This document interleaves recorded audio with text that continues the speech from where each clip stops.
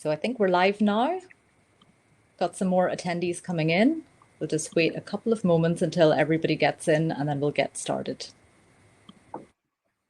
Hopefully you've all got a nice cup of coffee going. I know I have mine here. I've got some water too.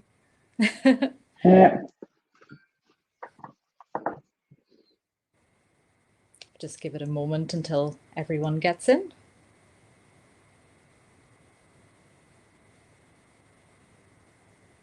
It's going to be a really interesting talk, I think, this morning. Or a series of talks. It's going to be great. Really looking forward to hearing from everyone as well. Just have a look at the attendee numbers here. I think a few more people to get in.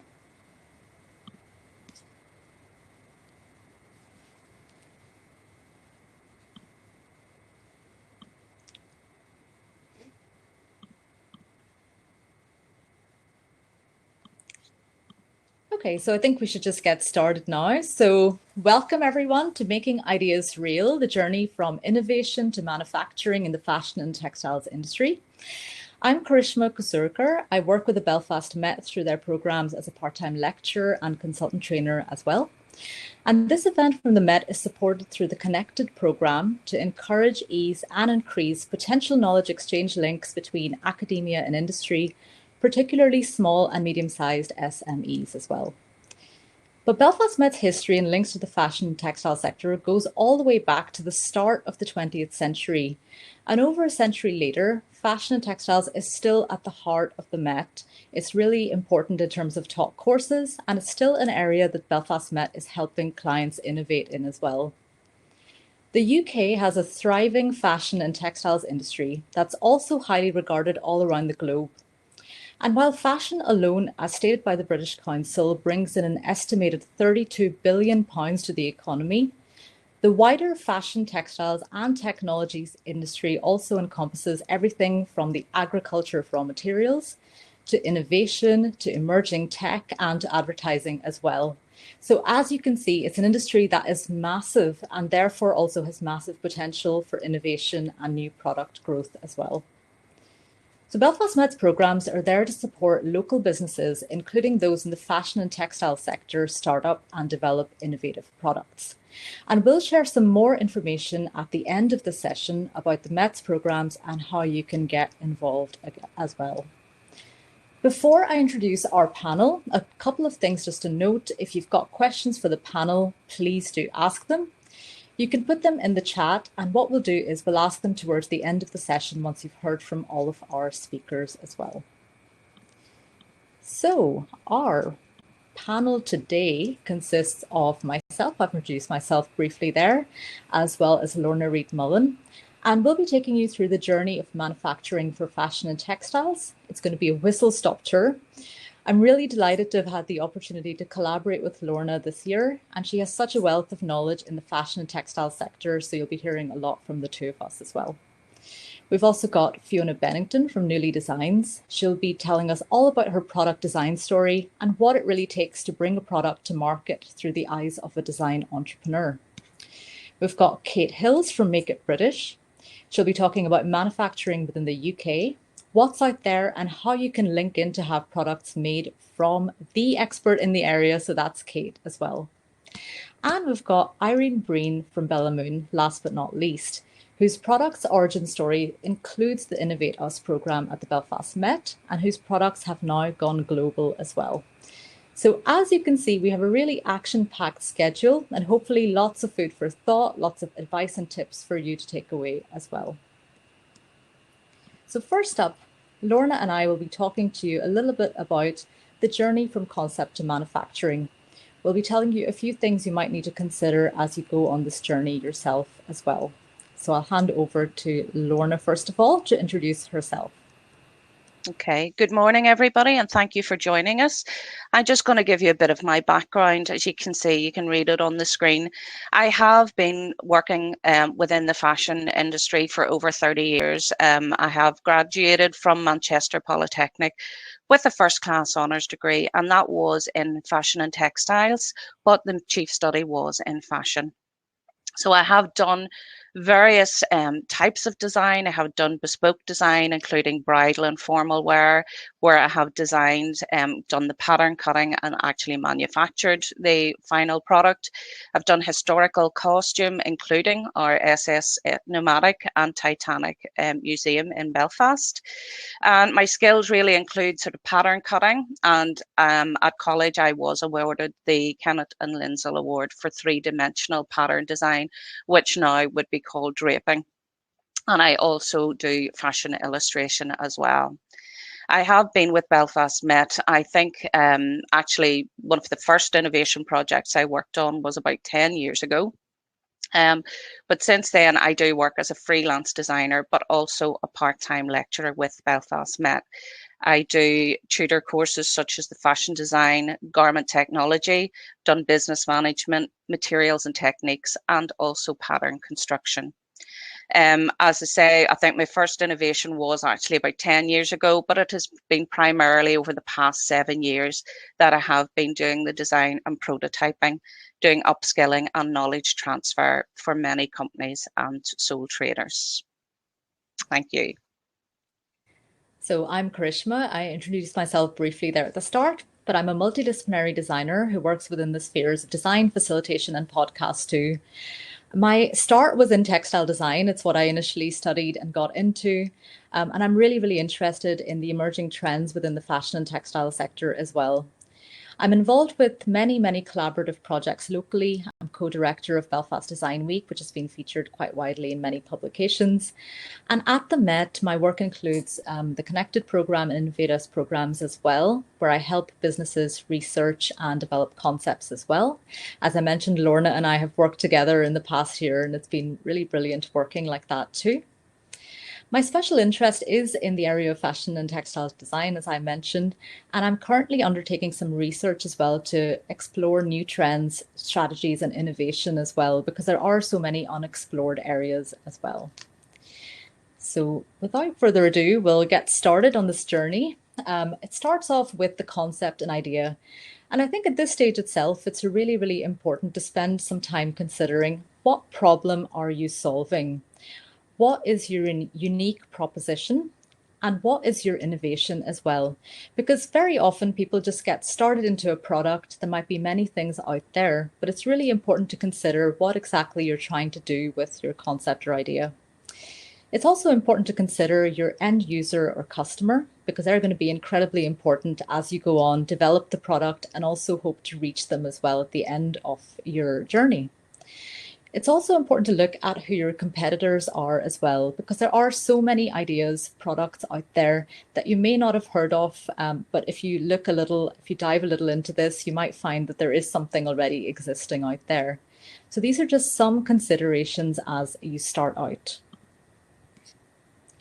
There are many, many, many pieces of online software, many of which are free and really easy to use once you get used to them as well.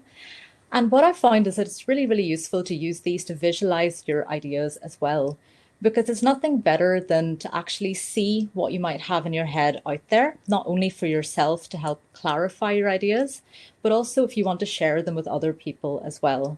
So I've just suggested a few in here. The first one is Miro or Envision. So again, what you can do is use the basic version of this for free. What you can do is things like brainstorming maps, empathy maps, customer journeys, and mood boards. And I'll share a bit about these in a moment as well. There's also Inkscape and Creative Cloud. You might have heard of Photoshop and Illustrator. You might already use these programs as well. And these are brilliant for more detailed mood boards and also lookbooks as well. And later on for tech packs, which we'll be talking about a bit later on as well. So this is an example of an empathy map, and it really is what it says on the tin. It's all about empathy. It's all about considering your end user. But too often, user research, user experience design is for the digital sector and not really considered as something for the fashion and textile sector. But actually, it's incredibly important to understand who it is you're designing for as well. So something like this empathy map just takes you through some of the steps that a user might do, think, feel, or see. And you get to understand them a bit further and see where their pain points lie and where you might be able to help them with your product or what they might enjoy in your product as well. So you can get a lot of these empathy maps for free online as well. It's important in a mood board as well to consider things like colors, textures, shapes, fonts, sketches, and photographs. And often people think of a mood board as an aesthetic thing to have as part of a project, but it's also a great kickoff point where you can actually understand what it is you're trying to achieve. So you can start to pin things on there. You can have actual physical materials and samples on there as well. And it just helps to start to visualize all of those ideas and concepts you might initially have as well. So you'll find that a lot of fashion and textile designers do use a lot of mood boards within their work as well. And now Lorna will take you through some of the design and development. Okay, thank you, Karishma. Yes, so moving on to the design and development of your product or idea. So one of the first things that I do is I have to discuss those ideas and concept with the client. So drawing on the information from the ideas and concept boards, the product is then just discussed in detail with the client. That information then provided is used to formulate a number of initial sketches of the product to be prototyped. The initial sketches and designs are then presented to the client. At this stage, the designs may be altered until a final design is selected, which will then be taken to that next stage, which is the prototyping stage. Design selection. This really does determine the final design that we will use for that prototyping stage of the process. A flat or working drawing, or also known as a technical drawing, will then be produced, and that is used throughout as the blueprint for that final product. This is then amended throughout the process for every change that is made in the progression of the prototype. So our material research, selecting the appropriate fabric for the product is a very important part of this process. The things that we do need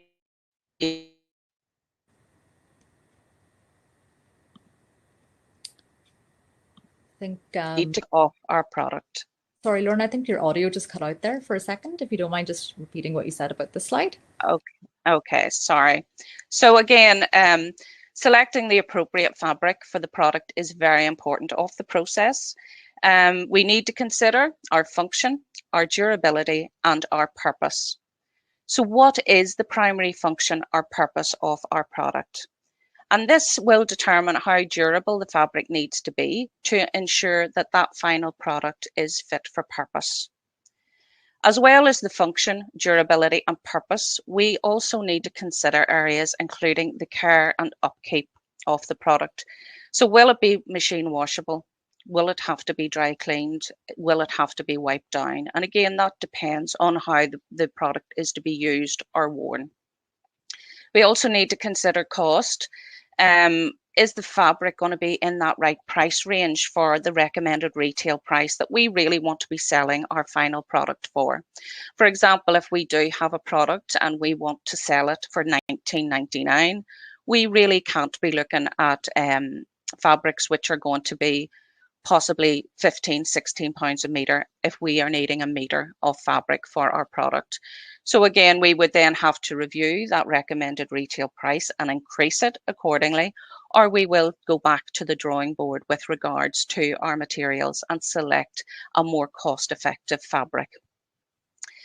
Other things we do need to include is we need to think about the wearability of the fabric, the breathability. Does it have to be moisture wicking? Does it have to breathe? And mainly comfort. Those are just some of the other areas that we do take into consideration when we are making that fabric selection. Once we've decided on those fabrics, then I will order a range of samples, and these are then passed on to the client for approval before moving on to the next stage. And our next stage is then the prototype. So what is a prototype? So this is really the first or preliminary version of a product, and other forms may be developed from this first version. And usually when doing a prototype, I will start with the pattern, and that's when a manual pattern is drafted, and it is based on those initial working drawings or sketches that we have done previously.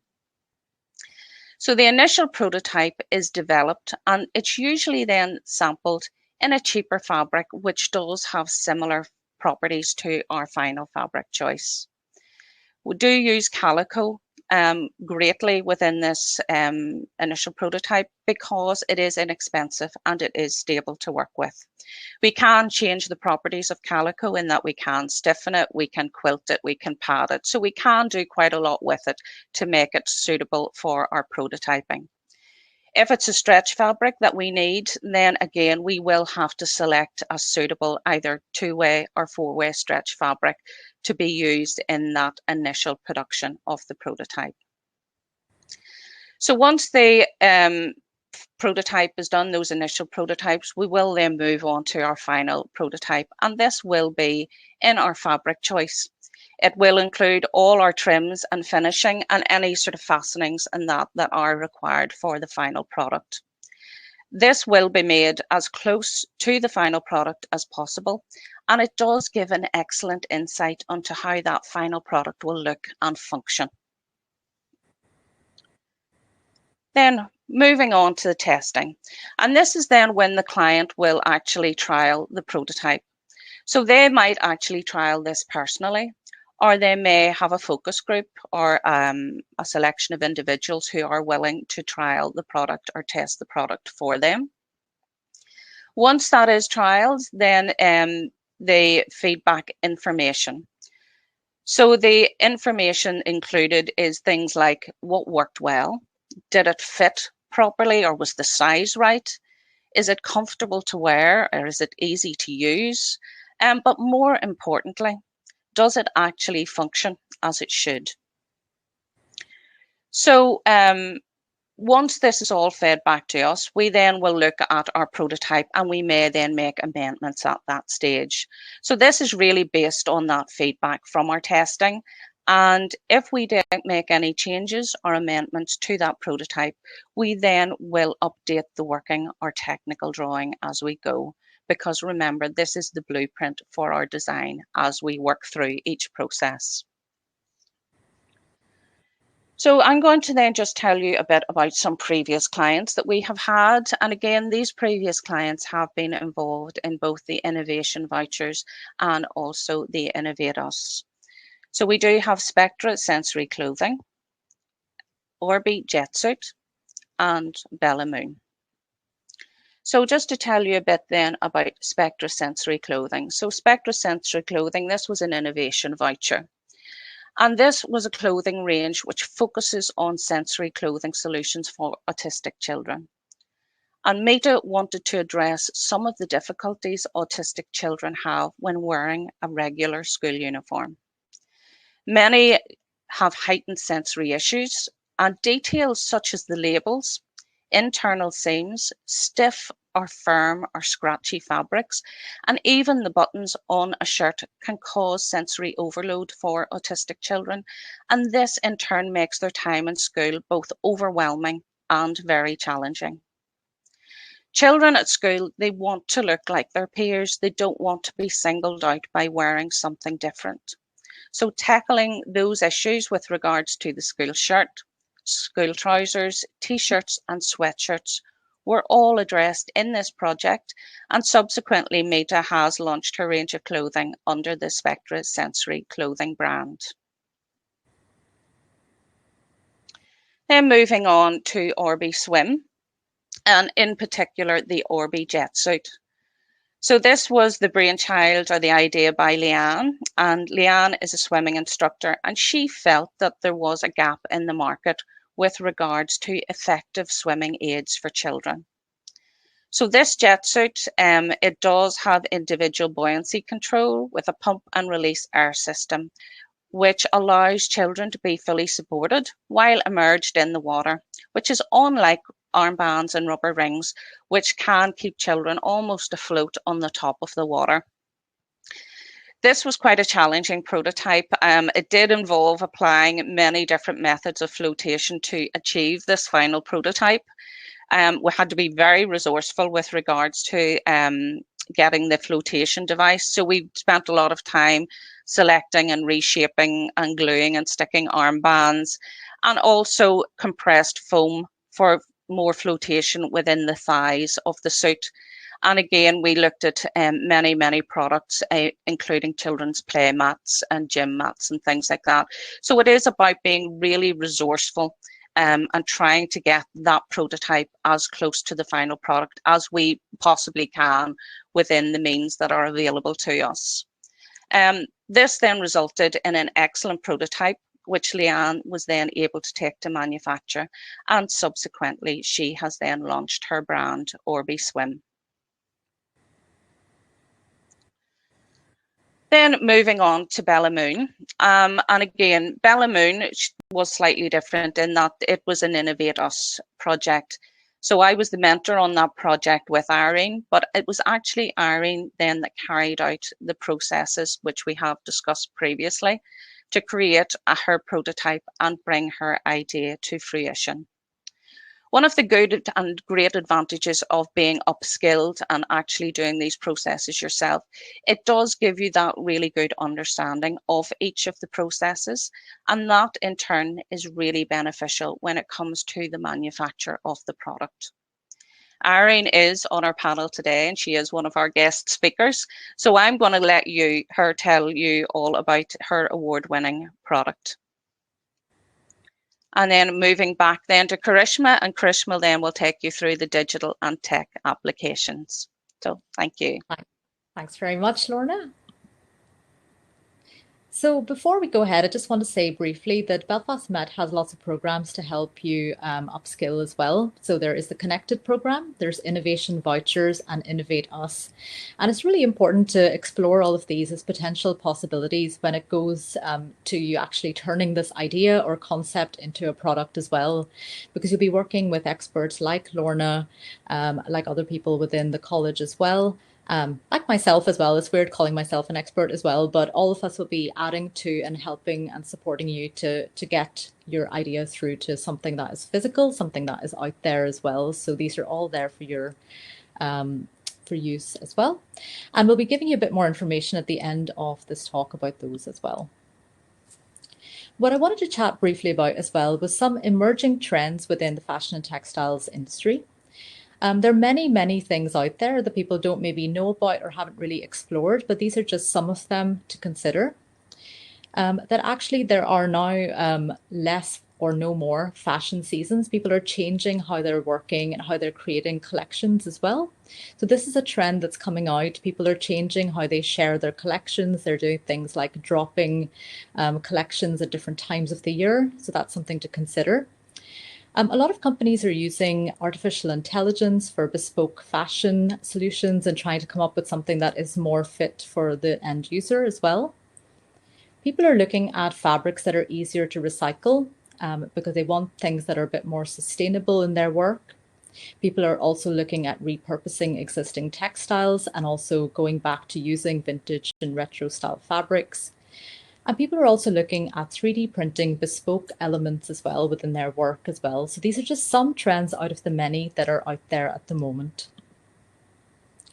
And I also just wanted to talk you through a few examples of some of these innovations that are out there at the moment, because actually emerging technology and innovation is less explored in our region, and it's something that we think that you should really consider when it comes to your product as well. So first up is AlgaLife, and it's known as clean tech innovation, but really what it is, it's coming up with a new type of textile. And it uses sustainable materials and it uses natural pigments and fibers derived from algae. So it's chemical and pesticide free, and it has medicinal properties as well, and it is also zero waste. So you can see how this might be of benefit going forward in the whole fashion sector, but also it's something that's really interesting and different out there as well. There's also a couple of examples of how people are using technology to make more customized things. So this one is called My Size ID. And what it does is it's investigating the problem of lots of returns online. So people are ordering something, it's the wrong size, and they keep returning it. So this allows customers to actually just measure themselves using this app and then give more accurate results for the garment designer, but also for the customer as well. And this one is quite similar. It's called Unspun. But what it actually does is it takes it a step further. So it allows the customer to do a body scan, and it then allows the garment designer, which is Unspun, to come up with customized jeans for their customer as well. And it just means that you're not, again, having to return something. It's actually completely fit to your size. So if you're not, the conventional shape, this is a way of getting you there and getting you the perfect pair of jeans as well. So you can see all of these companies are innovating. And it doesn't necessarily have to be that you're coming up with the technology for this, but perhaps you can pair up with somebody that is or implements some types of technology within your work as well. So after all of this discussion, what's next? Because many of you might be considering turning your ideas into products as well. So we'll be sharing all of those programs again at the end of the session. And we are always open for discussion and chats as well if you want to email us. So you can email Lorna at lreid-mullen@belfastmet.ac.uk or myself, Kay Kosurker at belfastmet.ac.uk as well. So we'll hope to share some more as we go on in the session, but please feel free to reach out to either of us as well. We're always more than happy to help as well. So now we'll head over to our first panelist, which is Fiona Bennington from Nuli Design. So Fiona is a multi-award-winning product designer with a varied background in design for disaster relief, medical device, and consumer product design as well. She's developed numerous products for retail internationally, taking projects from concept through to production, both at home and abroad as well. Her portfolio includes her own product, which is Hug Wearable Heat Pack, developed as a practical wearable solution for chronic pain. She's the founder of design consultancy and sourcing company Nuli Design Limited, director of the Hero Shield not-for-profit organisation, and founder of the social creative group The Potting Shed. So as you can see, Fiona wears many hats within this whole sector, and it's really great to have her here today as well. And you can find Fiona on Twitter at Nuli Designs as well. And just to remind you, if you have any questions for anyone, please put them into the chat. We've also got a poll going as well, so if you want to join in that, you can as well. So over to you, Fiona. Thank you so much, Karishma. That was all great information, and some of the things that you pointed out, I'm going to mirror those in my story, which is just fantastic. As Karishma mentioned, I'm the founder and CEO of Nuli Design. So that's a Belfast-based product design consultancy. And I personally believe in the power of design to change lives and improve quality of life for many people. As designers, by our nature, we change the environment around us, and we can really improve people's well-being by doing that. So part of my experience has been involved in disaster relief, designing products for getting water to people very rapidly after a tsunami or a drought or some other natural disaster. I've designed products for animal rescue following an oil spill or a chemical spill, and also products to help prevent suicide in psychiatric units, prisons and hospitals. I've also a history of working on products for children with special needs in order to help them live the fullest life possible as part of family life, improve their mobility, and get out and enjoy the outdoors with their family. More recently, I've been designing products for infants and new parents. It's a scary time becoming a new parent, especially when you're doing things like bathing tiny babies. So we can help to improve that aspect of life through the power of design. And with the COVID pandemic, I've been able to help with the response by assisting in the foundation of a not-for-profit called Hero Shield. And we designed and manufactured almost exactly this time last year, in a period of less than 2 weeks from idea concept to actually rolling out product and delivering it to frontline staff, PPE equipment that was locally made. And I've also designed in partnership with some local companies a hands-free hand sanitizer dispenser that we turned around very rapidly as well. That was maybe a month-long project to get that from conception to completion.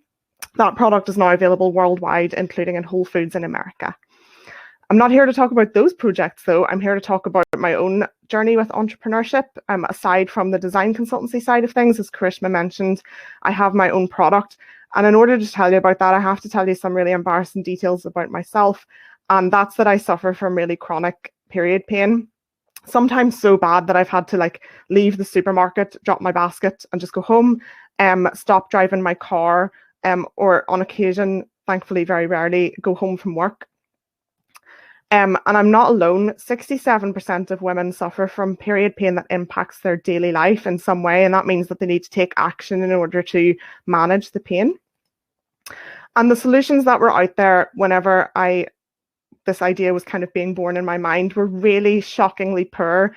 Cottage industry level manufacture of wearable heat packs that you would be remiss to be seen wearing in private, never mind in public. So as the lovely ladies mentioned previously, it's really important to do your customer research early days to understand the problem and to develop an effective solution. So I spoke to quite a lot of women early days to find out what they normally do about period pain. And most people said that they take painkillers and like to use heat as a solution. People also, very interesting, said that they wanted to cut down on their painkiller use and they wanted a solution that warmed both the tummy and the back, because period pain is actually kind of like a whole abdomen problem. And people also gave me very useful information on other things, such as what retail price we should be aiming for and what they'd be willing to pay for a solution like this. So that gave me kind of a cost price to aim for as part of the design project. Almost everyone I spoke to said that they would be interested in trialing a product like this, which was really helpful. I was able to go back to this bank of consumers to get them to input in the actual manufacturing, prototyping, testing phases, as I'm about to touch on now. So basically, as I was speaking to these women, I asked them to map where their pain was occurring, and that kind of began to form the shape, the form, where this product needed to target pain, basically. So that was a really good way to start to develop the concept. I worked alongside the same people who helped submit details to the user survey in order to develop very rough, early days prototypes, which now probably look very dodgy, but were very effective with respect to getting feedback from users and actually testing the idea. Also very low cost to make. I was able to make everything with materials I had at home. I'm lucky enough to have a sewing machine. So that was fantastic. I was also able to get some samples from factories to try and get a feel for what the finished end product could be made from. At this point, I secured design registration to protect the idea and began to work on sourcing with factories who had experience in making heat packs, so that they already had some element of the experience that I required. And they had R&D teams in order to help me solve some of the complex problems with production of this product, such as welding dissimilar materials. I was then able to secure a short production run of 500 pieces. And based on some of the pre-production samples, I was able to sell, before I even ordered that production run, about 300 of that 500 unit run, which allowed me to pay for the production run in advance, which was fantastic. And this was the resulting product, Hug Wearable Heat Pack. It's hands-free, discreet wraparound, and I was able to launch that at the price that we were hoping for based on the consumer feedback. I'm going to attempt to play a video now to better demonstrate how this works. Fingers crossed, technology is friendly with me today. Here we go. It's very short. So basically, you can wear it around your abdomen. It adjusts to fit different waist sizes, because that was one of the things that came back from user feedback. People are different shapes and need to be able to target that heat in different locations. So let's go back to the presentation. The great thing about Hug is that you can use it over and over again, hot or cold, by heating it in a microwave or cooling it in a freezer. And the feedback from that first production run was fantastic. So I was able to gain the confidence that there was something in this product of value to users. I also was able to get some publicity along the lines of bloggers who blog about serious chronic pain, and they continue to drive traffic to my website. It's easy to understand why people would choose Hug over and above some other products available, and why that consumer research was so important early days. You can see that the things that are important to consumers, we worked very hard to tick all of those boxes. I was lucky enough to be featured as part of the BBC Made in Northern Ireland TV series on more than one occasion, and sold out all of Hug stock as a result of that. I wish that I had purchased more in preparation for that. So in summary, Hug was really about me dipping my toe in launching my own product range. This was a one-person job, very part-time. I was working full-time, sometimes very long hours on other projects, and it was less than a year before I turned a profit. To do this, I chose a product that I knew would be low investment to release. It was only about £2,000. I know that sounds like a lot of money, but for a new product, it's not very much investment in order to do it. And I built in 2 additional safety features to protect the business. Before launch, I had 3 retail channels in place. So one of those was with pharmacies in the south of Ireland and in the UK. One was Amazon and one was my website. I have 4 new planned products to launch as part of the Hug pipeline, and I'm working very closely with the European distributor to bolster the sales and support that development. And finally, the most important thing is that 67% of women are in need of effective relief from this problem. And I've been able to generate a solution that's very helpful to them and that they've been able to say is helpful. So for me, that's the most important factor as a result of this project. I've been able to influence and change the lives of people who have been able to experience this kind of pain relief. I'd be delighted if you want to get in touch with me to talk further. The Hug website is there, and also my Instagram handle. If you want to contact with me personally for a chat, I'm quite active on LinkedIn, and my Nuli Design email is available there as well. Thanks very much. That's wonderful. Thank you so much, Fiona. I was taking loads of notes throughout that. Lots of questions to ask you at the end. So thank you so much. And you've got so much experience. You're so welcome. So thank you. Okay, so next up then we have Kate Hills from Make It British. So Kate is the founder of Make It British, a platform to help UK manufacturers and British-made brands find more customers as well.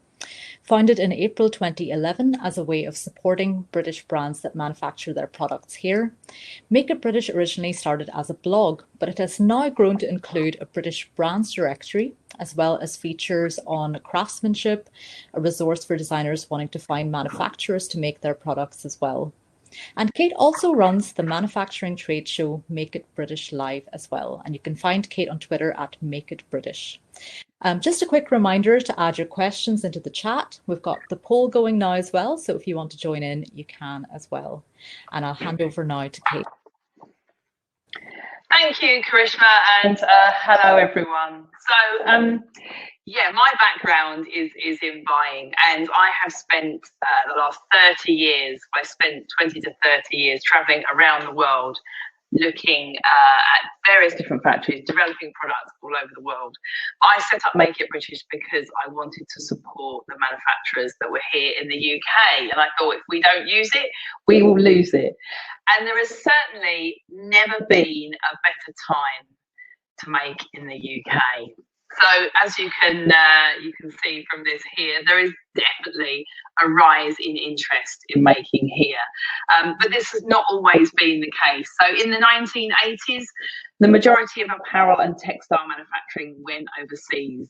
Lured by cheap labour costs, it not only helped brands and retailers such as those I used to work for, like Marks and Spencer's and Burberry, it helped them to increase their profits and also lower retail prices, to the point where the average consumer can now buy 5 coats for the same price that they would have bought just one back in the 1970s. But everything is definitely cyclical, definitely when it comes to fashion. And several events over the last decade since I've been running Make It British, from the Queen's Jubilee to London 2012 Olympics to the referendum, Brexit, and of course the pandemic, have changed the way people view manufacturing. And they're now looking to manufacture in the UK again. So what are the main reasons that people are looking to make in the UK again? Well, without a doubt, sustainability is number one. By manufacturing locally, you are creating a much lower carbon footprint because you're not flying or shipping products all over the world. And a recent study by Christopher Nieper at David Nieper, which is a women's wear factory in Derbyshire, he did a study along with Nottingham University, which showed that 40% less emissions are produced by manufacturing garments in the UK. So with sustainability being a key focus for most businesses now, making in the UK is now a consideration for them for that reason. It also helps to save essential skills because manufacturing, as I'm sure everyone listening into this knows, requires skill. And not everyone suits working in a service-based industry. So by making a product in the UK, it helps to save skills that would otherwise be lost. It also creates job opportunities. So there are currently 2.7 million people working within fashion and textile manufacturing in the UK. Sorry, that's 2.7 million people within manufacturing, full stop, not just fashion and textile. So 2.7 million people work in manufacturing in the UK, and making here helps to keep people in employment, obviously. It also helps to promote UK craftsmanship because the Industrial Revolution, after all, did start here, and we are renowned in the UK for our textile manufacturing, with craftsmanship that has been passed down from generations. And by making a product in the UK, brands can tap into that high regard for UK craftsmanship. It also helps to boost local economies and contribute to the UK economy in general. And certainly after the pandemic, there's been a huge focus on communities and local economies, and more people wanted to support local business. And it preserves UK manufacturing, obviously, if you make here. So if we don't use it, we will lose it. So I have Make It British with the clients that I work with, my 6 steps for success before you reach out to a manufacturer.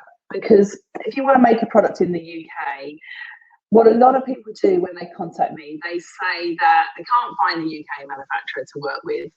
And generally, I find it's because they haven't prepared enough and they haven't covered these 6 steps before they start to reach out to a manufacturer.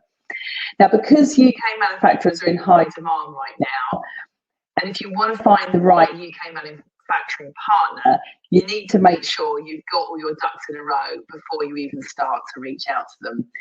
And I think that is even more important when working with UK manufacturers, because unlike manufacturers overseas, they don't have huge admin teams in the UK, and they don't have huge development teams at UK manufacturers. They're generally much smaller than those manufacturers that I would have worked with overseas, that most people know. When you think of a typical garment manufacturing factory in China, it's huge compared to one in the UK. The average 80% of UK fashion and textile manufacturers employ less than 10 people, so they really are micro. So you need to have done all of your preparation first before you start to reach out to manufacturers. So the first part of that, of course, is your customer and who you're going to sell your product to. It's also about knowing the market and knowing who your competitor is and how much an equivalent product is being sold and what the marketplace is likely to take in terms of selling price. Now, starting a brand in the UK, if you want to produce designer clothing at affordable prices, it doesn't go hand in hand with making it in the UK. You need to know where you're going to position your brand to justify paying UK labour costs. Otherwise, you end up like the likes of Boohoo, where you're jumping from one factory to another trying to get the cheapest prices. You also need to know very clearly what products you want to make and not be too broad, particularly when you're first starting out, because most UK manufacturers are specialists and not generalists. You also need to have sourced all your raw materials first. So most UK garment manufacturers work on what's known as a CMT basis, which means cut, make and trim, rather than full service, which is how a lot of the overseas manufacturers will work. So working with a CMT manufacturer means that you need to have sourced all of your raw materials first, because very few of the manufacturers will do that sourcing for you. You also need to know about your costing. So you need to know not only how much you plan to sell your product for, but what your target cost price is. What are you working towards before you start reaching out to a manufacturer? So if you look at your prices and then you bear in mind that in the UK, labour costs are pretty much a minimum of £10 an hour, you need to do the maths and review it and see if your selling price looks off based on how long you think your product might take to make. And only then can you reach out to a manufacturer. So you need to have all of your information in place, like your tech packs that were mentioned earlier, technical drawings, not ideas on the back of a napkin. But believe me, I still see that all the time. So my quick 10 tips for triumph when working with a manufacturer, and I'll run through these quickly because I know I'm short of time, but I can go into them with more detail if anyone wants to contact me afterwards. Do your research, because not all manufacturers are created equal, and like I said before, a lot of them are specialists, not generalists. Pick up the phone to a UK manufacturer rather than emailing them, because they're in the same time zone, they can speak the same language. Again, go and visit a factory. It's one of the advantages of working with a local manufacturer, is that you can go and visit them. You haven't got to get on a plane. Don't expect them to give you cost prices on the spot. Feel that you can ask questions. Generally, I find manufacturers love it when you ask them questions and you want to get to know with them. Want to get to know them. Make sure you are organised and you've got all your ducks in a row, as explained on the previous slide. Play to each manufacturer's strengths. So don't try and fit a square peg into a round hole. If a manufacturer specialises in stretch garments and leotards, for instance, don't expect that they'll be able to make silk blouses for you. Samples are going to cost you if you make in the UK, because it's an associated cost for a manufacturer, and they generally expect you to pay for samples and production up front. So keep your range as small as you possibly can and keep your sampling to a minimum, and you can keep your launch costs down. If you don't know how the manufacturing process works and you feel you need some help, you could consider hiring an expert like a production consultant, and make it British as well. We also provide various tools where we can help people get to know how to manage their own supply chain, because in the long run, that will save you money, knowing how the whole system works. And finally, make a commitment to your supplier. So you are setting up a partnership with them. It's a two-way thing, and don't jump from manufacturer to manufacturer if you want to get the best price. Now, very quickly, I'm going to show you, this email is actually one I genuinely received, and I get emails like this a lot. I know that UK manufacturers receive emails like this pretty much every single day.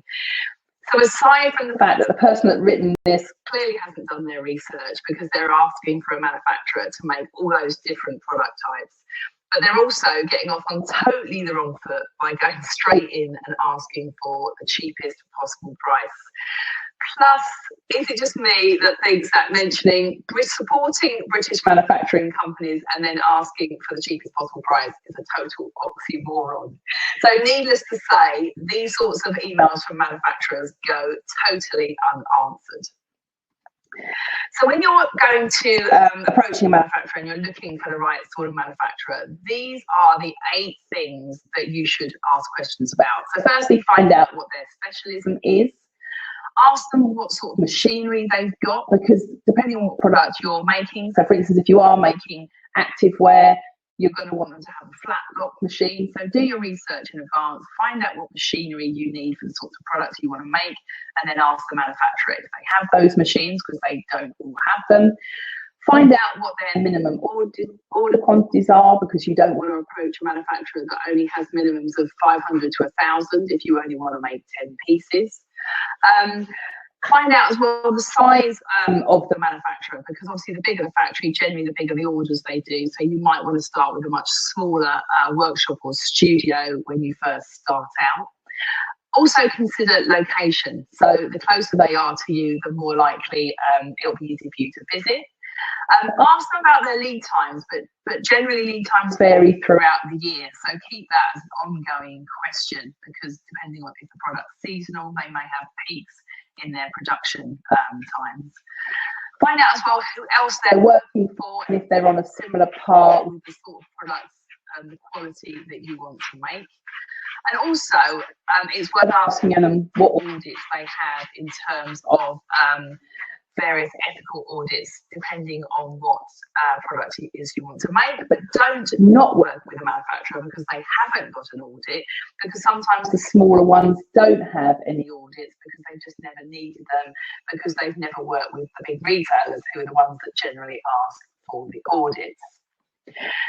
So finally, where do you find a UK manufacturer? So 2 years ago, I would have said trade shows, and as Karishma introduced me there, it shows I need to update my bio, because I did used to run a trade show called Make It British Live, but sadly, due to the pandemic, and for financial reasons, I've had to pull the plug on that show for now. But there are shows out there where you can find manufacturers both in the UK and overseas. There's a lot of textile shows like the London Textile Fair, the Textile Forum. It is worth going to a show, even if it's just one exhibitor you want to see there, because it's worth meeting them in real life. There's several online directories. We have one at Make It British on our website, which features manufacturers, which is free to use.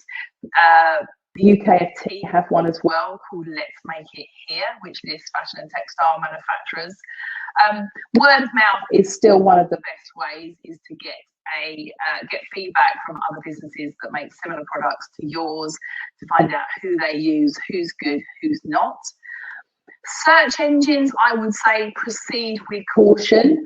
It's a good way of doing doubling up on your research and doing a check and seeing if they have a website, but not all manufacturers, particularly UK manufacturers, have websites, and generally there's a lot of sharks out there, unfortunately, who appear on the first page of Google who claim to be UK manufacturers but don't actually make in the UK. So always double check everything you find on the search engine, which is why Google Maps I put in there, because one of the best ways of checking a manufacturer out, if they say they've got a great big factory making garments, and then you look them up on Google Maps and their address is on a residential street, especially if you look up the aerial view, you can see if they're generally a factory or not. But it also means, believe it or not, if you put in things like knitwear manufacturer in Google Maps, quite a few will turn up, so you can actually find the ones that are close to you.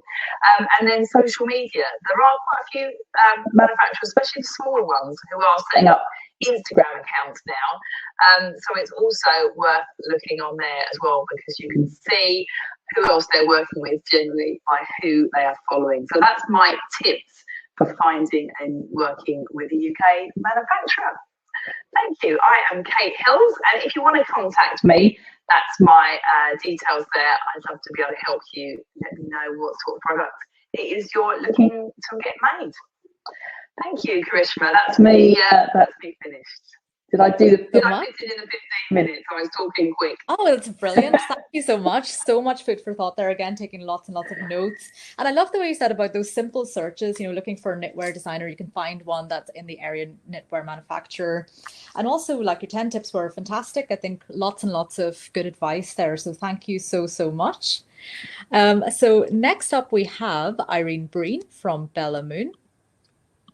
Irene created Bella Moon based on her experience as a first-time mother and how it can be so elating but also so exhausting, and that was from her own experience. She created Bella Moon. Using the skills she learned from her career in architecture, she designed Bella Moon, an ergonomically designed multifunctional product to support both mothers and babies. As I mentioned previously, it has gone global, won many awards, and she's done incredibly well. And her origin story started off with a bit of it in the Innovate Us program at Belfast Met as well. And you can find Irene on Twitter at Bella Moon Co. And I'll hand over now to Irene to tell you a bit more about herself. Hi there. Hi, everyone. Thank you for the introduction.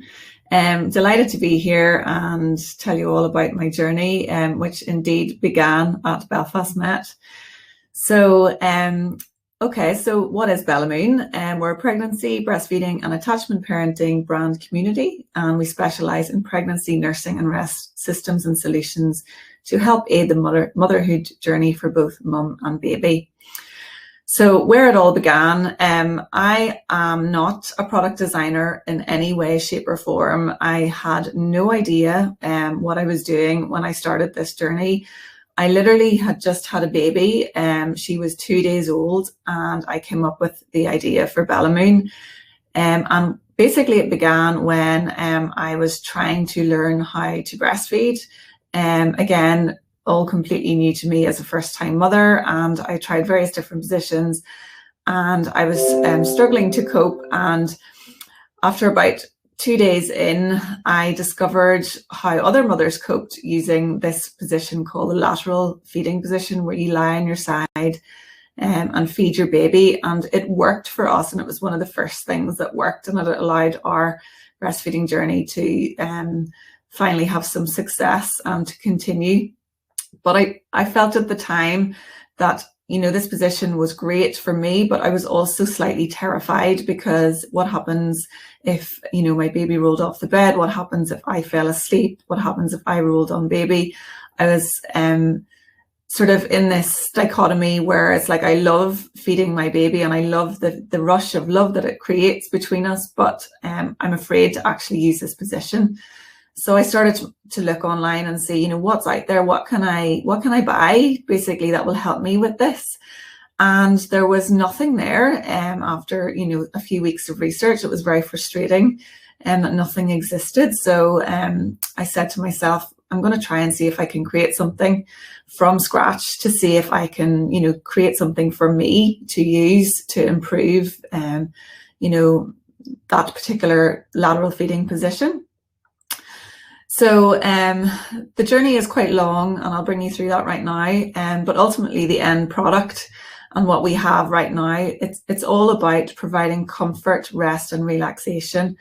It's all about intensifying that bond between a mother and a baby, especially, you know, at newborn stage when you're getting to know each other. It's about nurturing your baby and nourishing your baby through breastfeeding, and it's about protecting your baby and keeping your baby safe as well. So that's like where we are now, but that kind of why has been with me along this journey, and it has kept me going throughout the points in the journey that I have really struggled with, you know, keeping going forward, because this journey has been really difficult and it's been very expensive. It's been very stressful. But ultimately I knew there was an end goal and I had to get there. So this why is what kept me going. So I would advise anyone who is starting a product to always keep the why and the reason, the belief, the passion at the forefront of your mind, because you will need it when you face challenges along the way. So I thought it was really important to talk about this journey rather than the actual product today, because as I said at the start, I didn't have a clue what I was doing. I was literally exhausted, a new mum, but I had such a passion to create a solution for something that was a very real problem. So I had an idea and I sketched it out in a notebook, and my husband was walking past me and he saw me sketching the notebook and he said, "What is that?" And I said, I explained what it was. It's me lying on my side feeding baby Bella. And I really think that I want to create this enclosure system that will allow us to do it safely, and that will give me comfort along my pain points of my back, my neck and my hip. So basically we decided that I'd take a sheet or an old curtain out of the cupboard, and I lay on the sheet on the ground, and I got into the lateral feeding position, and I gave my husband a marker and I said, draw around us in this position with this felt tip pen, this marker, and just draw the exact position. And he was just like, okay, you're a wee bit wacky, but okay, I'll do that, no problem. And simultaneously, I had been trying to find out, well, how am I actually going to get this design made? So I had heard about Invest Northern Ireland, and I'd heard about the different programs that they had, like innovation vouchers. So I contacted them and they said, well, you should try Belfast Met, because they have a fabric section that might be able to help you with this. So I contacted Belfast Met, and I remember it was a girl called Rachel who said to me, yes, we can help you, but we'll actually help you through a different means. And the means that we should help you is through Innovate Us, because you'll actually be able to make the prototype yourself. So we got it all set up, and she actually made the application, which was fantastic because obviously having a newborn baby, you have so little time.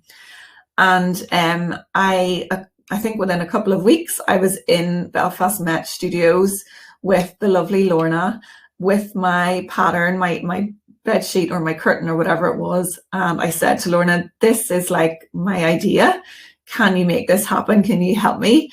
And Lorna was fantastic from the outset. She was like, yep, we can definitely do this. And so we got started, and I think I went in maybe like 1 day a week for 6 weeks, and we were in like the fabric rooms in the beautiful facility of Belfast Met. It's gorgeous in Titanic Quarter. And I had never seen even like a sewing machine in use before. I had never used one.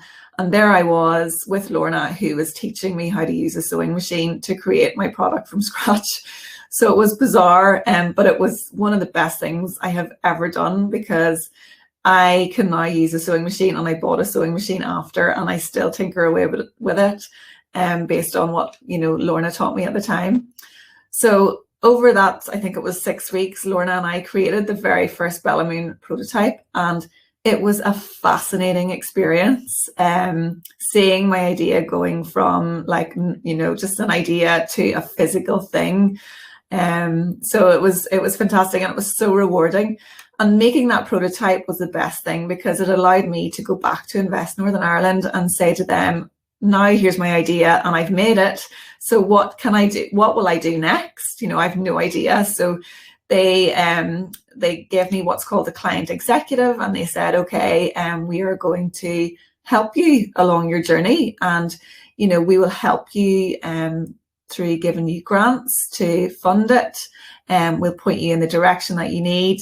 So like basically through a combination of Belfast Met, Innovate Us and Invest NI, I was off, and it was then I was in the journey, and there was no going back then, because, you know, I had told people about it. So I kind of had to follow through.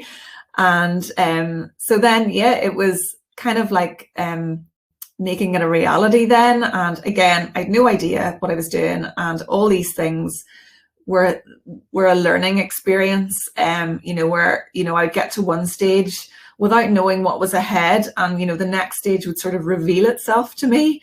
Like, for example, okay, now I've made a prototype, I'm going to have to like maybe get a professional design person just to look at this in terms of testing, in terms of regulations. I'm going to have to go to a patent lawyer and find out what I need to do about patents or trademarks or copyright, or, you know, I didn't have a clue. So Invest NI helped me get grant funding for that. And I mean, I started off with like zero, because I was on maternity leave. I didn't have any money to spare.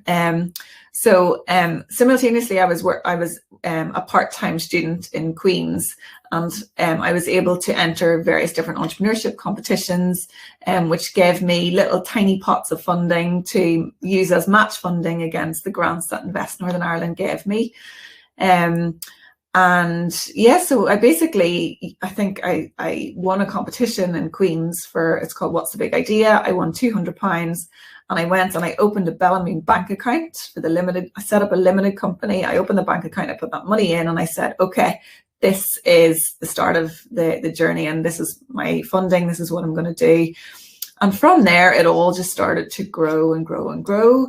I find, you know, I needed money for certain things like intellectual property, because I filed design registrations and patents and trademarks, which all cost an absolute fortune. So I entered different competitions through Queen's, and I started to win some. I didn't win them all, I lost some, but and gradually the process started to build up, where I was able to get funding to do certain things along the way. And then I did a lot of testing. So again, figured out through product developers and Invest NI, who have a fantastic technical team in there, what tests I needed to do. So all the different intertech tests that I needed to get done were done. And then I did lots of user tests, lots of focus groups. I changed a lot of things in the design. And eventually I found a manufacturer. And I chose a manufacturer in Europe to start my product. So how I found that manufacturer was probably completely unorthodox, because I had no contacts. So I looked up other products that I liked that are available online, and I went to like page 10 on Google, and I found their export records, and I looked to see who their manufacturer was on their export records.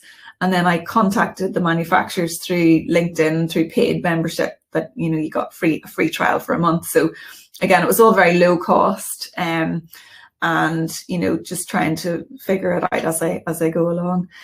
So to cut a long story short, I got it manufactured, and I think from like start to finish, Bella was almost 2 years old by the time I actually got the product to market.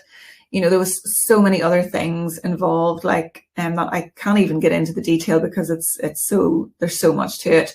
I ran a crowdfunding campaign to raise money. I had to get the packaging manufactured. Again, didn't have a clue what I was doing. I had to set up a website, and thankfully I actually won a website through a competition. I entered an entrepreneurship competition, and like all these things, it was like serendipity, you know, as the energy flowed and my attention went into it, it started to snowball and gather more and more and more energy as it went along. And eventually then, like, you know, when I got to market, I had sort of built up a bit of just excitement around it and a bit of a community. And ultimately then I launched it at the London Baby Show, and it was great. It was just so exciting, and it got a great reaction. So I launched it in October 2018 after nearly 2 years to get a minimum viable product, an MVP. And I was still working. I had gone back to work after maternity leave, was still working full time. Then when my second baby came along, I decided that it was time to go full time on Bellamine. So at that point, I had gone from having one Bellamine product in one fabric color to last year launching 36 products. So I divided out the product itself and sold it all separately as well as together, and introduced lots of different fabrics and so on. So I'll explain now just how it's developed since then. So this now is the Bellamine product portfolio of our hero products, and we also have accessories as well. But these are the core products that are the best sellers. So I divided it into a pregnancy pillow and a nursing pillow. So this is a complete modular design. It can all be separated, and it can also be put together. And then you can also add the nursing cover to the pregnancy pillow and the nursing nest to those two, and you get the full Moon 7-in-1 system.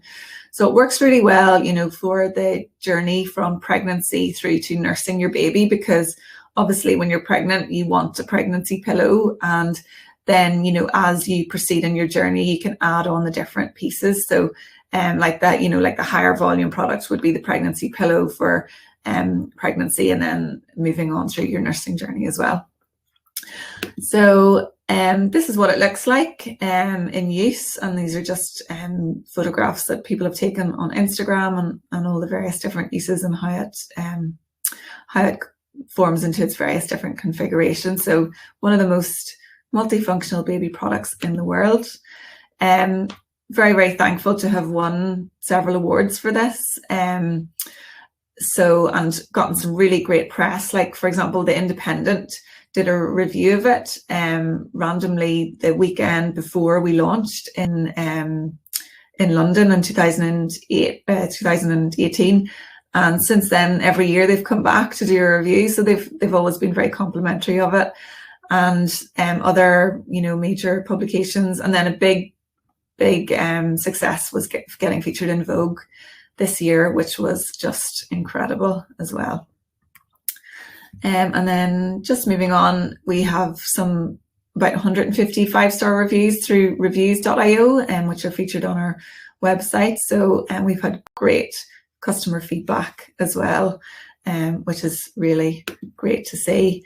We have a big community on Instagram, over 20,000 followers, and they're all highly engaged, which is great as well. And we get lots of interaction through that too. And it's been a fantastic platform for growing the business.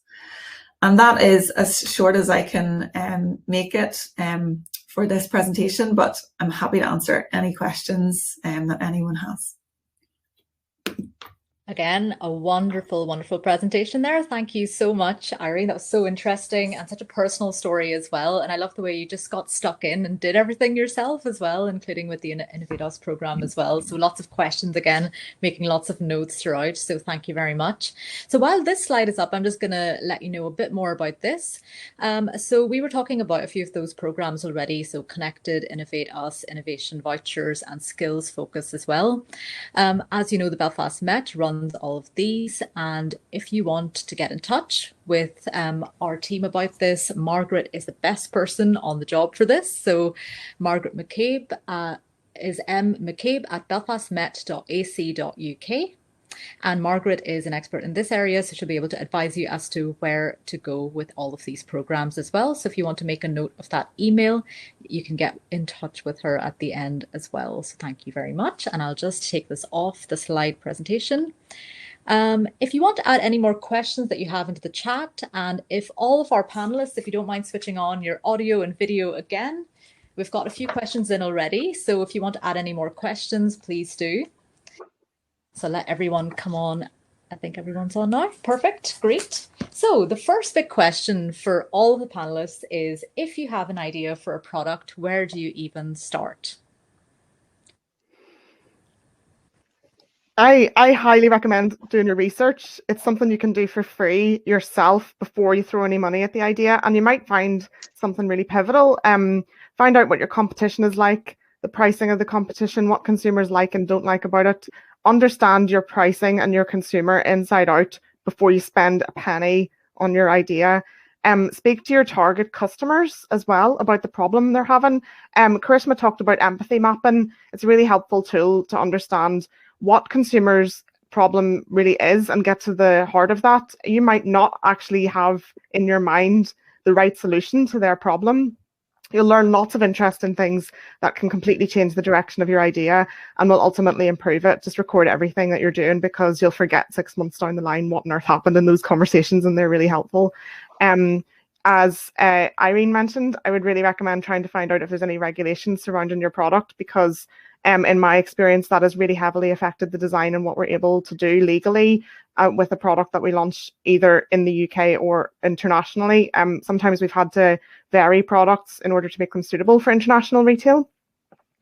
And you can do all of that sitting at a computer at home without spending any money on it. Do that, because if you have that bank of research behind you, you'll understand the problem really well, and you'll be able to move to concept and prototyping and develop something much faster that is much more suited to your consumer. I hope all of that makes sense.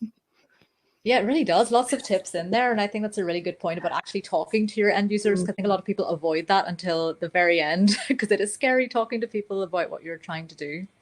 Does anyone else from the panel have any? Yeah, I'd reiterate everything that Fiona says there. Definitely research, but certainly before you start reaching out to a manufacturer. That comes much further down the process. The other thing as well, I think we had 2 great presentations there for people that were highly focused on the type of product that they were developing. And I think that's really important, is to keep it really narrow, because if you try and develop a lot of different things rather than doing one thing and do it well, it will cost you a lot of money to develop all those different products. So start with just one thing, test the market, just get one manufacturer to make one thing first, and then start adding on things. I think that's particularly important when you're talking about anything that's a fashion and textile product, where people tend to go mad with, I've got a collection.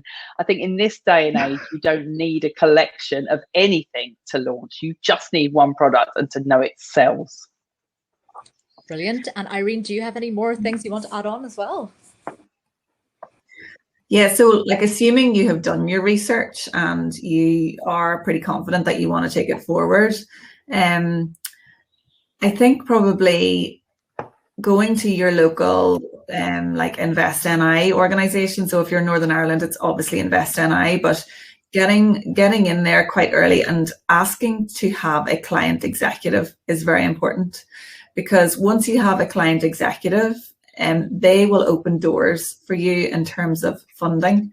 Like, it's an expensive process to start a brand new product, especially if it's a very innovative product that doesn't actually exist on the market at the minute, because you will need support to develop that technically. and potentially from an IP perspective as well. So, you know, once you're in the door with someone like Invest NI and you can get a client executive, you are then guided along the way, and, you know, you have somewhere to direct all your questions to. And you have the support as well. You feel like you're not alone in the journey as well. So that's very important too. And, you know, like, they will introduce you to programs such as Belfast Met, Innovate Us, and innovation vouchers. And they are the key to getting an innovation voucher, you know, whereas Belfast Met do the innovation vouchers, you cannot get an innovation voucher without Invest NI, because they are the organisers of that particular funding. So Invest NI would be my very next step after you have done your research.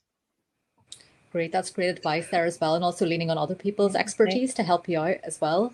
And Lorna, I was going to ask you as well, obviously you've worked on a lot of Innovate Us programs, innovation vouchers. Yes, absolutely. What's the most basic sort of idea that has come to you? Can it be very basic when people come to you, or does it need to have some research behind it? It is, people have come really to Belfast Met with varying degrees of research. Sometimes people just have an idea, and they have it really as a little sketch on a piece of paper, and they'll come apologising for their sketch because they're not able to draw, but it's enough for us to start from. And it is really, it doesn't matter what your idea is or what your concept is. As Irene says, if you have a passion or a belief that this is going to be a product that is going to change people's lives, or that is going to sort of move forward, it doesn't matter how basic it is. If you come and speak to the team, we will pick it up. We will then do this initial sketches for you. We will have those discussions. We will ask you the questions. What do you see this being used for? You know, what are you thinking of product-wise, fabric-wise? And we will give that advice, and we will start then and work through technical drawings. And with Irene, it was a case of Irene was very hands-on with her product, so she learnt a lot of the processes and took it through that way.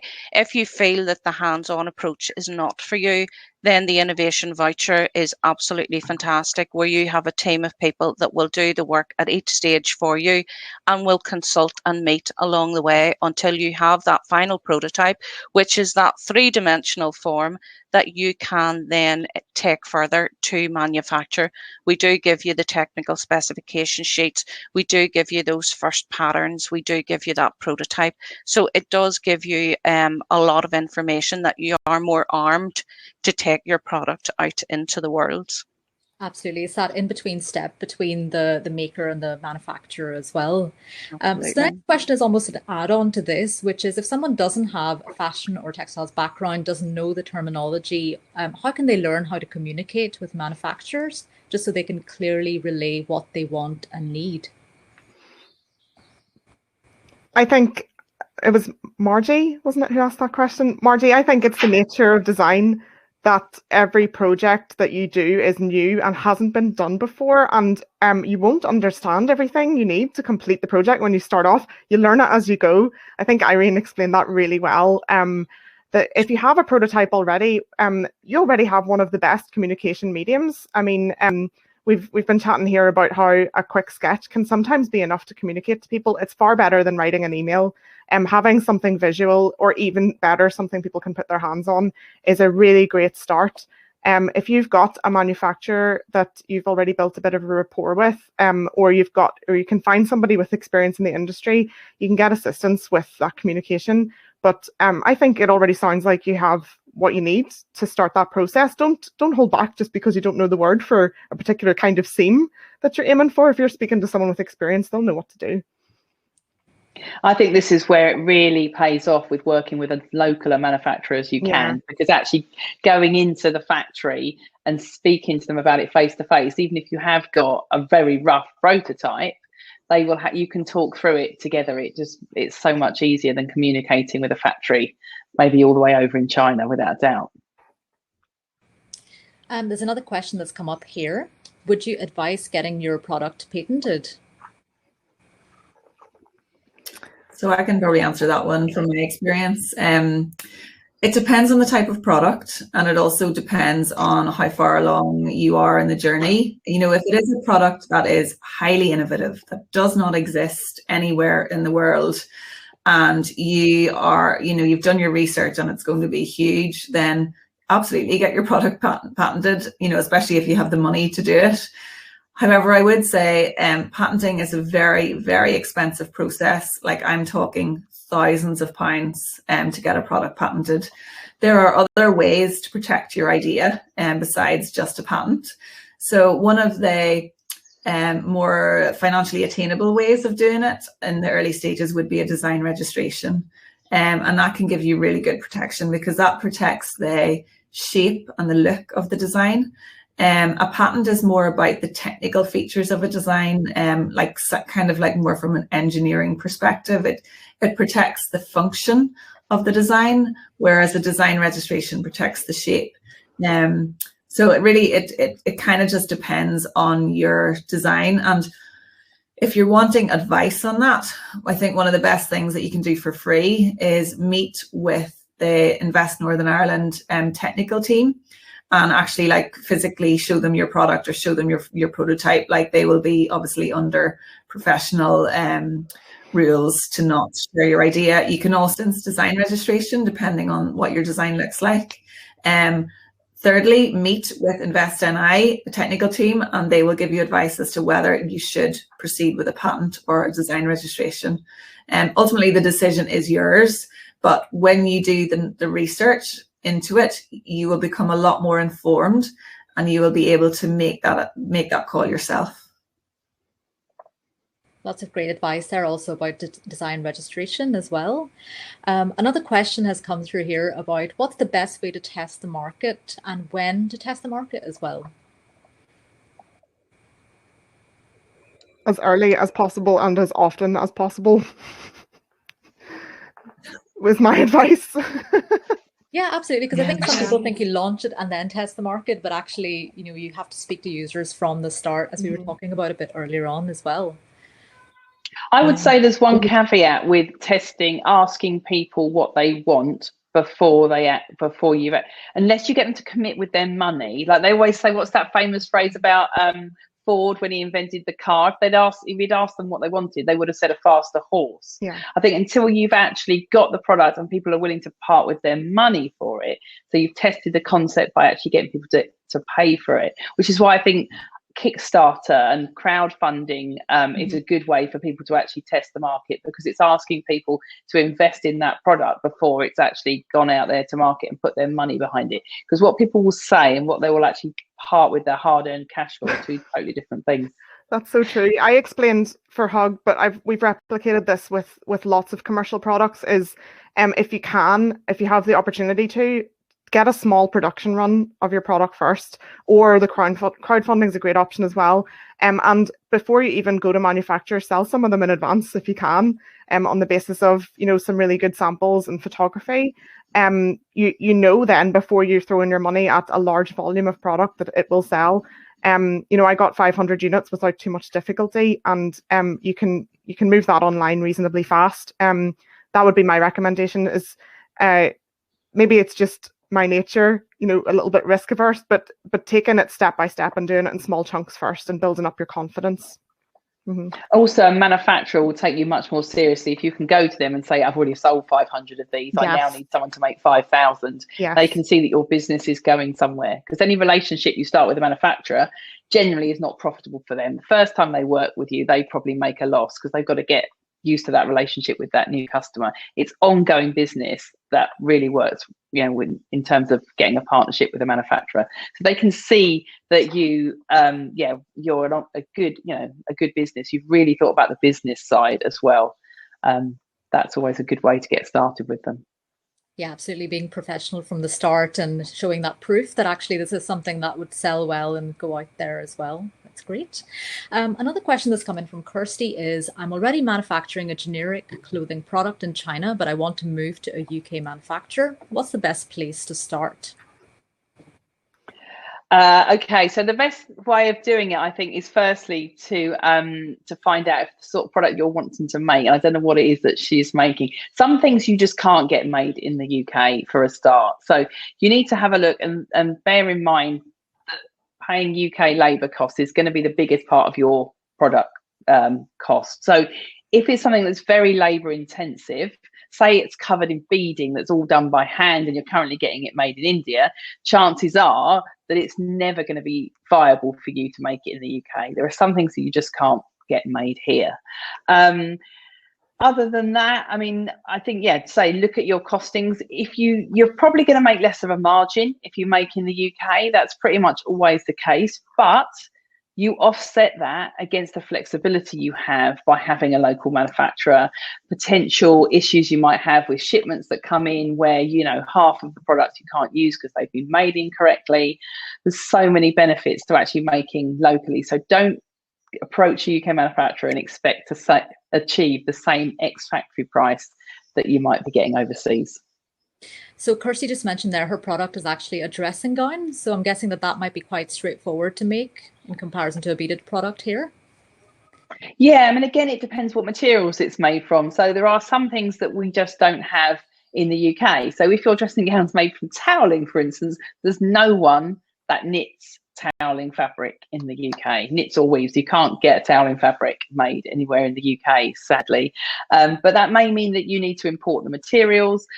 If you're currently getting that product made as a full service from the manufacturer overseas, can you get hold of your patterns? Do you know where they've sourced the fabric for your product, or have they managed that whole process, which quite often is what I find people have done, in which case you need to start again by, you know, try and find out as much as you possibly can and get as much as you can, if at all possible, from your existing manufacturer, because you may need to import those materials. But quite often, if you have bought something full service, the factory owns that whole supply chain, that whole relationship with the fabric suppliers and everything like that. So it will be a case probably of starting again in most cases, but it does pay off. It is worth it. Hopefully that's answered your question there, Kirsty, as well. So we were doing a poll throughout this session as well, and we were asking people what they needed support with, and the big 90% actually went towards sourcing, manufacturing, suppliers and partners. And I've certainly found the same in my own journey as a designer as well. But what have you found has been the most useful thing when sourcing a manufacturing supplier or partner for everyone on the panel? Is that in terms of sourcing any manufacturer? Maybe the two people that have brands should start off with that one first, and then I'll say how we advise people do it and make it British. For me, I think this is quite a personal answer, but for me, I prefer to go and visit factories, and for any new project where I need new technology and therefore a new factory, I prefer to go and see several suppliers that I've vetted as much as I can online by email and instant message first. So I choose a small number of factories by that method, and then go and see them and meet them face to face, because it's happened before. I think we had a chat about this earlier, where I found somebody that looks amazing online, but I've shown up at the factory and it's basically a garage. So it gets that concern out of the way that there could be something dodgy going on.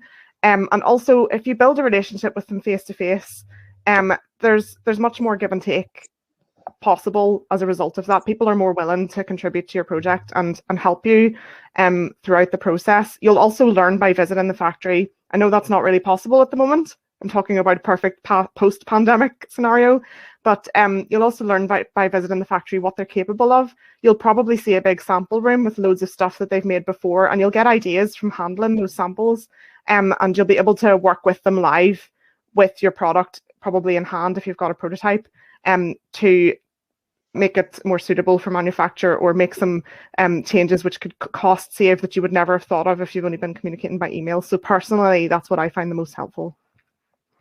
That's very useful, and you've obviously been through the process, so that's really useful to know about as well. And Irene, what do you think as well about sourcing manufacturing suppliers? What has been the big... So So I mentioned during my presentation about looking up the export records of similar products to find out who their manufacturer was. I find along my journey that people are very coy about who the what manufacturers they use. Like, people are not willing to share that information, which you know, was a bizarre thing that I found along the way. However, like, it didn't stop me, and I did, you know, find a way to find that manufacturer. Now, when I found that manufacturer, they were based in Estonia. So I obviously got in touch with them and communicated with them for maybe several months. And then I booked a ticket and flew to Estonia and went around their whole facility, met the people face to face, and had weekly calls with them thereafter, or more frequently as we needed. And so communication was really, really important, especially because they were making something which didn't exist before. Now, I did sourcing the same products for, like, making the ticks, they call them, like the patterns. And they basically recommended their supplier. So because I had that strong recommendation, I put a lot of trust in those people. And I didn't visit the factory in China, but I have regular calls with them as well. But again, like, so if you can get someone to recommend someone that they've used, even though it's hard for people to do that, but yeah, that's a really good way to start, because, you know, you can place a lot of trust in that. Yeah, absolutely. There's nothing better than word of mouth. And then, Kate, from your angle as well, from Make It British, what's the big tip you'd give for somebody wanting to source manufacturing? I think just getting all your ducks in a row. As I said in my presentation, the number one reason I find that people have trouble finding a manufacturer is down to communication and not being prepared, and not having sort of put all those steps in place before they start contacting a manufacturer. So they'll fire off, you know, 100 emails to same email to 100 different manufacturers, so none of it's personalized. It really does need to be hyper targeted, particularly if you do want to work with a local UK manufacturer, because they're in such demand at the moment. So your application, basically, which is what it is to them, has got to stand out over everyone else's. They've got to have a reason why they want to that they should even respond to you. I did actually do a podcast about this last week, so for anyone that's listening to this, the Make It British podcast number 156, I think it is I'm looking for a UK manufacturer. Why can't I find one? When I give sort of my main reasons why people struggle to find manufacturers. But it is always possible. I think, you know, again, it's down to research, definitely, and communication. Yeah. So ducks in a row and communication as well. Brilliant. So I'm just going to ask you all for some final thoughts before we finish up for today. So I'll maybe kick off actually with Lorna. Do you have any final tips, advice for somebody looking to have something made from idea to product? Okay. I think the first thing is really, am I gone? Am I here? I can hear. Can you hear me? Yeah. Mm-hmm. I keep cutting in and out, apparently. One of the first things I would say is it's having that passion and that belief and that drive and that motivation, because as Irene says, it is a difficult journey. It's not just going to happen easily. There are going to be the ups and downs, and it's being prepared for that. It's take advice from anyone who has done it, because it means they have been through the process and they know exactly what it's like. It's being prepared with your product. If you can, go to the like of Invest NI, use your funding through Innovate Us, through innovation vouchers, where you are actually getting that product, so you can physically have that product ready, so that you can then go to your manufacturers.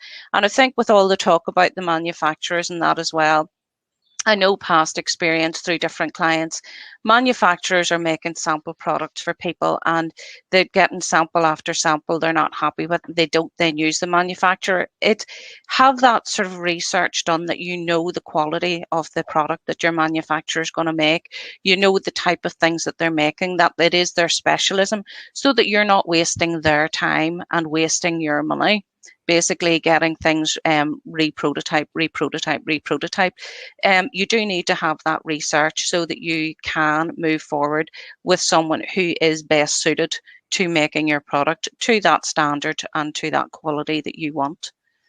So, brilliant. Thank you very much, Lorna. And Fiona, what do you think as well as some final words for today? That's some brilliant advice. I'd like to just mirror Lorna's point of, if this is not something that you've done before, get some help, because it is a lonely journey. I mean, launching a product on your own, you'll be pulling a lot of strings that you've never done before. You know, I've had to put on a bit of a marketing and sales hat. I'm uncomfortable with that, but I am getting assistance through the council for those side of things. Don't be afraid to ask for help. You've probably got a big network of people. You have no idea the skills that they've got available to them or who they might know. You know, seek help, get support. I think that's my biggest piece of advice.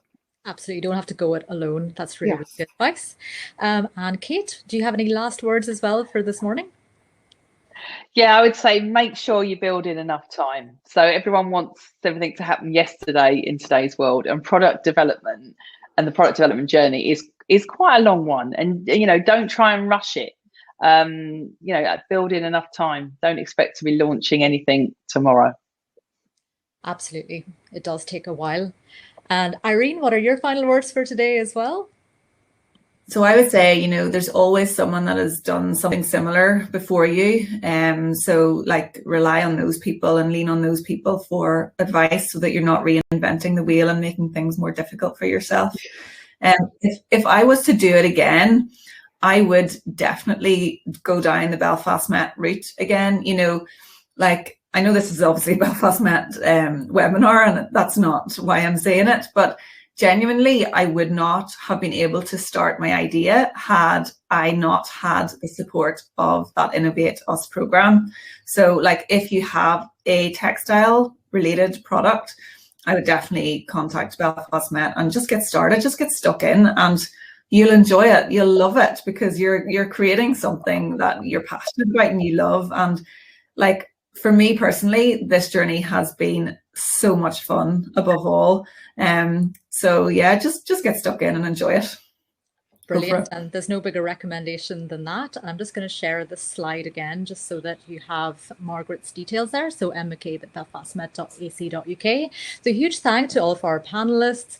Thank you so much for all of your great facts, advice, everything that you've said today has just been so useful as well. As you can see, there's a lot of programs that the Belfast Met can help you with as well. And a huge thank you to Margaret, Rachel and Sean for helping make today's event happen. And of course, to everyone that joined us as well in the audience as well. We are at Connected NI on Twitter, where you can see all of the latest events. There'll be many more coming up as well. So thank you everyone for your time, your energy, and all of the information you gave us. It's been so useful and so interesting. So I'll just stop sharing there. And thank you very much. Thank you. It's great. Thank you. Yes. Thank you. And I hope everyone's journeys go well. And we maybe see you in the near future. We're rooting for you all. Yeah, absolutely. And I'm definitely going to listen to your podcast as well, Kate. That's totally up my street. So we'll check that out for sure. Brilliant. Thank you, everyone. Thank you. Thank Bye. you. See you Bye. soon. Bye. Bye.